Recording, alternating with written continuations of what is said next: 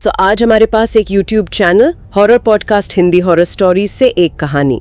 हाँ, कहानी का नाम है Pithori Amavasya dark haunted night horror stories. और ये कहानी जैसा बताया गया है एक दोस्त उमेश ने सुनाई है। उसकी पत्नी मेघा के साथ जो हुआ उस पर आधारित है। दिलचस्प बात यह है कि इसे एक सच्ची घटना की तरह पेश किया गया है और कहानी का माहौल भी खास है। वांगिनी मलंगड़ इलाका, कासरणी नदी के पास। हाँ, जो उस समय काफी सुनसान था ऐसा बताया है। मुख्य किरदार है उमेश और उसकी पत्नी मेघा जो उस समय गर्भवती थीं। बिल्कुल। तो आज हम कोशिश करेंगे कि इस कहानी के ढांचे को समझें, मतलब इसमें डर कैसे पैदा किया गया है, क्या तत्व इस्तेमाल हुए हैं और क्या इसमें कोई गहरे शायद सांस्कृतिक या मनोवैज्ञानिक पहलू भी हैं। इस पर थोड़ी विस्तार से बात करते हैं। हाँ, चलिए शुरू करते हैं। तो कहानी की शुरुआत होती है, भारी बारिश का दिन है, मेघा काम से लौट रही हैं। और तभी उसे एक बूढ़ी औरत मिलती है जो बारिश से बचने के लिए मदद मांगती है। हाँ, और मेघा उसे छाते में मतलब पास के चौराहे तक ले जाती है। यहीं से कुछ अजीब होना शुरू होता है ना? बिल्कुल। वो औरत मेघा को अजीब तरह से देखती है, मुस्कुराती है। और फिर वो सवाल, बेटा क्या तुम माँ बनने वाली हो? ये थोड़ा अजीब था क्योंकि बताया गया है कि मेघा की प्रेगनेंसी उस स्टेज पर इतनी जाहिर नहीं थी। सही कहा। ये एक तरह का रहस्यमयी ज्ञान है जो अक्सर हॉरर कहानियों में होता है। ये उस औरत को तुरंत थोड़ा अलौकिक बना देता है। फिर वो एक मिठाई देती है प्रसाद कहकर। हाँ, प्रसाद का इस्तेमाल भी ध्यान देने लायक है। एक पवित्र चीज, लेकिन यहाँ उसका मतलब कुछ और निकलेगा शायद। मेघा हिचकिचाते हुए ले लेती है पर खाती नहीं। और फिर जैसी वो एक छोटे मंदिर के पास पहुंचती है, हाँ, उसे हाथ में कुछ रेंगने जैसा लगता है। फिर तेज जलन, एक झटका सा और मिठाई हाथ से गिर जाती है और हाथ पर एक निशान रह जाता है, काला सा, जलने जैसा। और जब वो पीछे मुड़कर देखती है, औरत गायब। बिल्कुल। तो ये सिर्फ एक एहसास नहीं, एक फिजिकल सबूत है। यहीं पर कहानी क्लासिक हॉरर ट्रोप्स का इस्तेमाल करती है। देखिए, एक डरावनी सी दिखने वाली बूढ़ी औरत, सुनसान जगह, रहस्यमयी जानकारी। और वो प्रसाद वाली बात भी, एक पवित्र माने जाने वाली चीज का ऐसे अशुभ संकेत में बदलना। हाँ, ये रोजमर्रा की चीजों में डर खोजने का एक तरीका है। और वो जलने का निशान, वो उसे सिर्फ दिमागी वहम नहीं रहने देता, उसे एक वास्तविकता देता है। फिर कुछ दिनों बाद, शायद 6-7 दिन बाद, मेघा उसी औरत को फिर से देखती है। इस बार नदी के पुल पर, और फिर से बारिश का दिन है। नदी उफान पर है, माहौल और भी खतरनाक लग रहा है। पानी का तत्व यहाँ महत्वपूर्ण हो जाता है। उफनती नदी खुद में एक खतरा है। हाँ, और वो औरत पुल के दूसरी तरफ खड़ी है, मुस्कुरा रही है और मेघा को पास आने का इशारा कर रही है। और फिर वो आवाज, हे येबा का है। ये आवाज फिर से आएगी कहानी में। ये उस शक्ति की जैसे पहचान बन जाती है। मेघा बहुत डर जाती है, कांपने लगती है, चल नहीं पाती। वो उमेश को फोन करती है और उमेश अपनी माँ को भेजता है मदद के लिए। लेकिन इस बार डर सिर्फ मनोवैज्ञानिक नहीं है। नहीं, बिल्कुल नहीं। मेघा को महसूस होता है कि किसी ने पीछे से उसके बाल खींचे और फिर जैसे पैर पकड़कर नीचे नदी में खींचने की कोशिश की गई हो। वो रेलिंग पकड़कर चीखती है। ये एक शारीरिक हमला है, या कम से कम उसकी कोशिश। और जैसे ही उमेश की माँ वहां पहुंचती है, मेघा इशारा करती है, पर औरत फिर गायब। न उमेश को आते हुए दिखी, न माँ को। ये गायब होना बहुत अजीब है, एकदम असंभव तरीके से। तो इस दूसरी मुलाकात में डर का स्तर बढ़ रहा है। पहली बार में सिर्फ इशारे थे, थोड़ी अजीब बातें थी। अब सीधा हमला करने की कोशिश है। हाँ, वो अजीब सी पुकार, हे य ब कहा, और नदी का वो खतरनाक माहौल, ये सब मिलकर डर को बहुत बढ़ा देते हैं। और पानी में खींचने की कोशिश का जो मोटिफ है, वो कई लोक कथाओं में मिलता है, खासकर जल आत्माओं से जुड़ी कहानियों में। इसके बाद करीब 2-2.5 महीने शांति रहती है। ऐसा लगता है सब ठीक हो गया। मेघा अब 6 महीने की गर्भवती है। लेकिन खतरा टला नहीं था। एक रात वो लोग स्कूटी से लौट रहे हैं, करीब 11 बजे। उमेश फोन देखने के लिए रुकता है और तभी मेघा को फिर वही आवाज सुनाई देती है, ए बाल इकड़े, ये इकड़े। आवाज का लौटना ये पक्का करता है कि ये सब घटनाएं जुड़ी हुई हैं। वो शक्ति अब भी पीछे है। और इस बार जो दिखता है वो और भी डरावना है। मेघा को सड़क किनारे एक पेड़ की डाल पर कोई बैठा हुआ दिखता है, लेकिन पूरा नहीं। हाँ, सिर्फ नीचे लटकते हुए 2 पैर दिखते हैं, हिलते हुए। ये अधूरा दृश्य, सिर्फ वो हिलते हुए पैर, ये बहुत प्रभावी है डर पैदा करने में, क्योंकि दिमाग खुद बाकी की कल्पना करता है और वो ज्यादा भयानक होती है। बिल्कुल। मेघा इतना डर जाती है कि स्कूटी से उतरकर भागने लगती है। अब उमेश को भी यकीन हो जाता है कि ये कोई मामूली बात नहीं है। ये शक्ति या तो मेघा को या उसके बच्चे को निशाना बना रही है। हाँ, तो वो मदद ढूंढना शुरू करते हैं। एक दोस्त की माँ है जो इन चीजों को थोड़ा समझती है, उनके पास जाते हैं। यहाँ से कहानी लोक मान्यताओं और पारंपरिक उपायों की तरफ मुड़ती है। वो दोस्त की माँ कहती है कि ये कोई दुष्ट शक्ति है।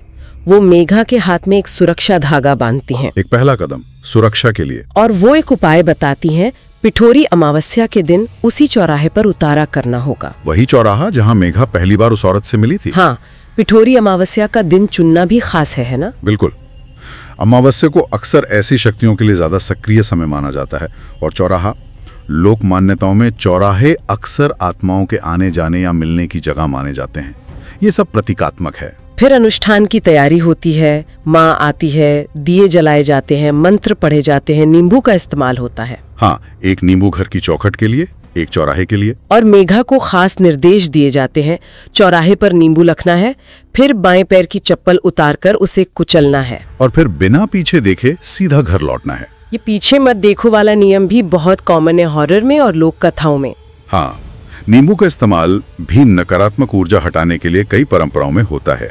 ये सारे तत्व समय, जगह, सामान, क्रिया एक परंपरागत समाधान का हिस्सा है। लेकिन यहाँ ये काम नहीं करता। नहीं। वो अंधेरे सुनसान चौराहे पर मेघा नींबू कुचलने की कोशिश करती है, पर वो पत्थर जैसा सख्त लगता है, कुचला नहीं जाता। और फिर वो लुढ़क कर गायब हो जाता है। अनुष्ठान वहीं फेल हो जाता है। ये विफलता एक तरह से उस शक्ति की ताकत को दिखाती है कि वो कोई साधारण इकाई नहीं है, और ये छोटे मोटे उपाय शायद काफी नहीं है। और जैसे ही नींबू गायब होता है, चूड़ियों की खनक सुनाई देती है। और फिर वही आवाज, इस बार ज्यादा साफ और डरावनी। हाँ, आवाज कहती है, हे बाला इकड़े ये माकड़े, मैं तुझे बाला संभालते ये इकड़े। मतलब, बेटा यहाँ इधर आ बंदरिया, मैं तेरे बच्चे को संभालती हूँ यहाँ। अब वो शक्ति सीधे सीधे अपनी मंशा बता रही है, उसे बच्चा चाहिए।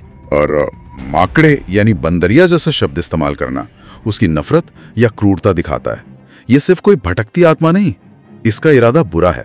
उमेश और मेघा बुरी तरह डर जाते हैं और भागते हैं वहां से। पीछे से आवाज आती रहती है, बच्चे को संभालने की बात दोहराती हुई। और भागते हुए मेघा की एक चप्पल वहीं छूट जाती है। हाँ, और भागते हुए भी मेघा को गर्दन पर ऐसा महसूस होता है जैसे कोई बाल खींच रहा हो, पर वो उमेश को पीछे देखने से मना करती है। चप्पल का छूट जाना, भागते हुए भी हमला जारी रहना, पीछे न देखने की हिदायत, ये सब डर और बेबसी को और गहरा करते हैं। घर पहुंचकर भी उन्हें चैन नहीं मिलता। उसी रात देर से उमेश को दरवाजे पर कुछ आहट सुनाई देती है। फिर दरवाजे के नीचे से जो रोशनी आ रही थी वो बंद हो जाती है, जैसे कोई बाहर खड़ा हो।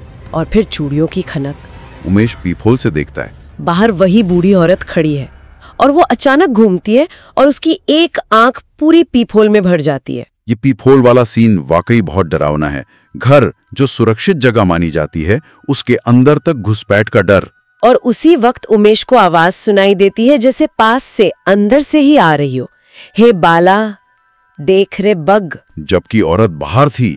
ये बहुत अजीब है। उमेश गुस्से में दरवाजा खोलकर चिल्लाता है, पर बाहर कोई नहीं होता। ये दिखाता है कि शक्ति अब घर की सीमाओं को भी आसानी से लांघ रही है। और सबसे भयानक बात यह है कि ठीक उसी समय दूसरे कमरे में मेघा नींद में चीख रही होती है, जैसे उस पर कोई हमला कर रहा हो। हाँ, जब वो होश में आती है तो बताती है कि उसने सपने में या शायद असल में देखा कि वही बूढ़ी औरत कोने में खड़ी थी, और कुछ काले धुएं जैसे बिना चेहरे वाले साए उसके पेट को खरोच रहे थे, बच्चा मांग रहे थे। ओह, ये एक साथ होना, उमेश का अनुभव और मेघा पर हमला, ये दिखाता है कि ये हमला कितना टारगेटेड और शक्तिशाली है। और ये सीधे बच्चे पर केंद्रित है। बिल्कुल।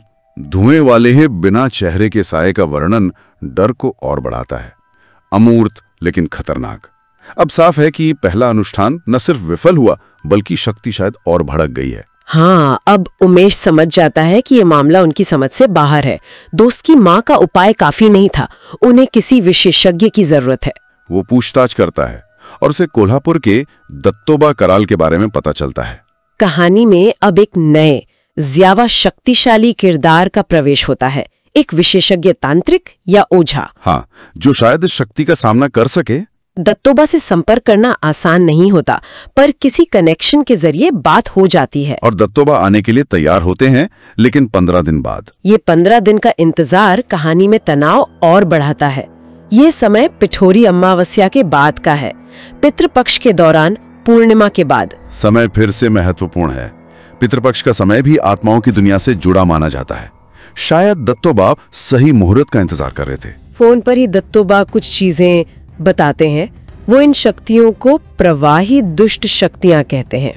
प्रवाही यानी बहने वाली, पानी से जुड़ी हुई। हाँ, वो कहते हैं ये पानी और ज्वार भाटे से जुड़ी हैं और खास तौर पर एक जलकट्टी आत्मा का जिक्र करते हैं। जलकट्टी आत्मा, ये नामकरण इसे एक विशिष्ट पहचान देता है। वो बताते हैं कि एक पानी की आत्मा है जिसकी अपनी कोई अधूरी मातृत्व इच्छा है और इसीलिए वो मेघा के गर्भ की तरफ खिंची चली आ रही है। तो अब उस शक्ति का एक मकसद समझ आता है, उसकी एक कहानी बनती है।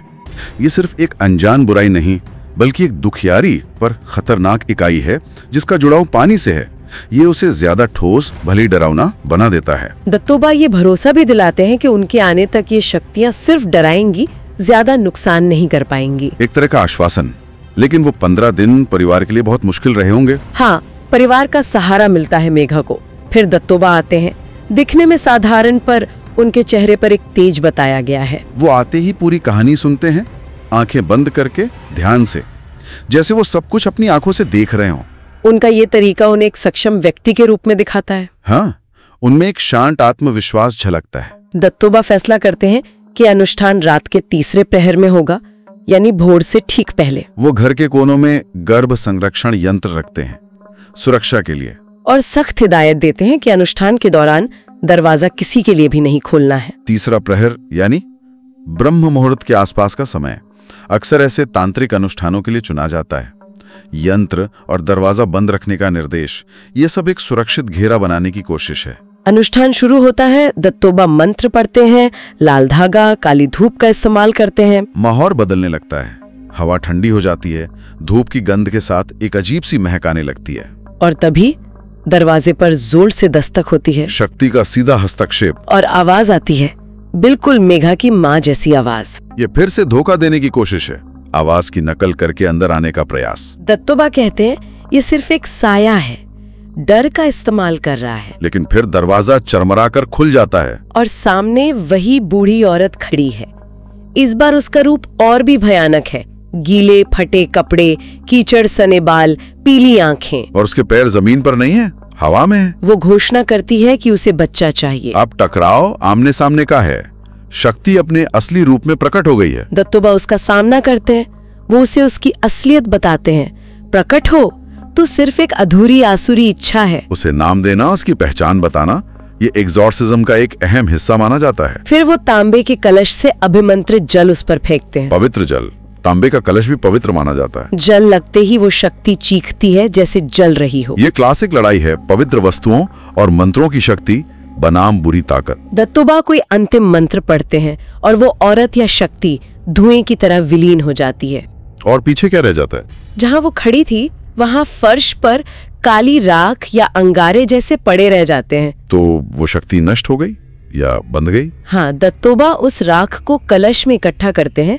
वो बताते हैं कि ये उस शक्ति का बंधा हुआ अस्तित्व है और इसका सही तरीके से निपटान जरूरी है। वो कहते हैं कि इसे वापस पानी में ही डालना होगा जहाँ से ये आई थी, उसे उसके मूल तत्व में वापस भेजना। तो दत्तोबा, उमेश और मेघा रात में नदी किनारे जाते हैं। दत्तोबा मंत्र पढ़ते हुए वो राख और पानी नदी में विसर्जित कर देते हैं। ये अनुष्ठान का समापन है, संबंध को पूरी तरह से तोड़ना। और जैसे ही विसर्जन होता है, पानी में कुछ पल के लिए हलचल होती है। अच्छा, क्या दिखता है? कुछ काले आकार या सिर जैसे, जिनकी आंखें चमक रही थीं, वो संक्षेप में दिखाई देते हैं और फिर गायब हो जाते हैं। ये क्या था? और आत्माएं? दत्तोबा समझाते हैं कि ये प्रवाही शक्तियों की परछाइयां हैं, मतलब उसी तरह की दूसरी शक्तियां जो पानी से जुड़ी हैं। वो हानि रहित दर्शक हैं जो सिर्फ अनुष्ठान की बची हुई ऊर्जा के कारण कुछ पल के लिए दिखीं। ये विचार कि उस जगह या तत्व पानी से जुड़ी और भी अदृश्य शक्तियां हैं, कहानी को एक और परत देता है, एक छिपी हुई दुनिया का एहसास। तो अगर हम पूरी कहानी को देखें तो ये एक आम रोजमर्रा की घटना से शुरू होती है, फिर गर्भावस्था पर केंद्रित एक भयानक हमले में बदल जाती है। पारंपरिक उपाय नाकाम रहते हैं और अंत में एक विशेषज्ञ दत्तोबा कराल के हस्तक्षेप से एक विस्तृत अनुष्ठान और लड़ाई के बाद उस शक्ति को वापस भेजा जाता है। बिल्कुल। और दत्तोबा के जो अंतिम शब्द हैं वो बहुत महत्वपूर्ण है। हाँ, वो कहते हैं ऐसी शक्तियां कभी पूरी तरह मरती नहीं है, वापस भेजना ही इनका उपाय है। और आगे कहते हैं, जीना मतलब केवल शरीर बचाना नहीं है, बल्कि विश्वास बनाए रखना है। डर को जगह दोगे तो ऐसे साए फिर से जन्म लेकर तुम्हें और डराएंगे। ये बात बहुत गहरी है। इसका मतलब सिर्फ बाहरी शक्ति से लड़ना काफी नहीं है। हाँ, ये कहानी के मनोवैज्ञानिक पहलू पर जोर देता है। डर अपने आप में एक ऐसी जगह बना सकता है जहां ऐसी नकारात्मक शक्तियां पनप सकें या वापस आ सकें। तो विश्वास बनाए रखना, चाहे वो किसी भी चीज में हो, भगवान में, अच्छाई में या खुद में, वो एक तरह का सुरक्षा कवच है। बिल्कुल, ये कहानी सिर्फ एक भूत भगाने की कहानी नहीं रह जाती, बल्कि डर पर काबू पाने और विश्वास की ताकत की कहानी भी बन जाती है। और ये हमें उस सवाल की तरफ ले जाता है जिसके बारे में हम सोच रहे थे। कहानी में एक बहुत विशिष्ट प्रकार की आत्मा का जिक्र है, जलकट्टी आत्मा, जो पानी, अधूरी इच्छाओं और गर्भावस्था से जुड़ी है। हाँ, तो क्या ये आम बात है कि अलग अलग संस्कृतियों में ऐसी विशिष्ट लोक मान्यताएं हों, मतलब खास जगहों जैसे नदी या खास इंसानी अवस्थाओं जैसे प्रेगनेंसी से जुड़ी हुई खास तरह की आत्माएं या शक्तियां? ये बहुत दिलचस्प सवाल है और हाँ, ऐसा अक्सर देखने को मिलता है। दुनिया भर की लोक कथाओं में जलपरियां, नदी की आत्माएं या जन्म और मृत्यु से जुड़ी विशेष शक्तियां पाई जाती हैं। तो ये मान्यताएं हमें क्या बताती हैं कि समाज कैसे जन्म, हानि या प्रकृति की जो अज्ञात शक्तियां हैं उनसे जुड़े डर और चिंताओं को कैसे समझता है या उन्हें कैसे कहानियों का रूप देता है? मेरे ख्याल से ये मान्यताएं समुदायों के सामूहिक डर, उनकी आशाओं और दुनिया को समझने के उनके तरीकों का आईना होती हैं। वे उन चीजों को एक कहानी, एक रूप देती हैं जिन्हें सीधे सीधे समझाना या नियंत्रित करना मुश्किल होता है। मातृत्व का डर, बच्चे को खोने का डर, प्रकृति की ताकत का डर, ये सब इन कहानियों में उभर कर आते हैं। वाकई सोचने वाली बात है। तो ये थी हमारी आज की चर्चा पिथौरी अमावस्या कहानी के ट्रांसक्रिप्ट पर। हमने देखा कि कैसे कहानी डर पैदा करने के लिए जानी पहचानी तकनीकों के साथ साथ बहुत ही विशिष्ट लोक मान्यताओं और अनुष्ठानों का इस्तेमाल करती है। उम्मीद है इस बातचीत से कहानी के अलग अलग परतों को और उसके गहरे अर्थों को समझने में कुछ मदद मिली होगी। हमारे साथ इस विश्लेषण में शामिल होने के लिए धन्यवाद।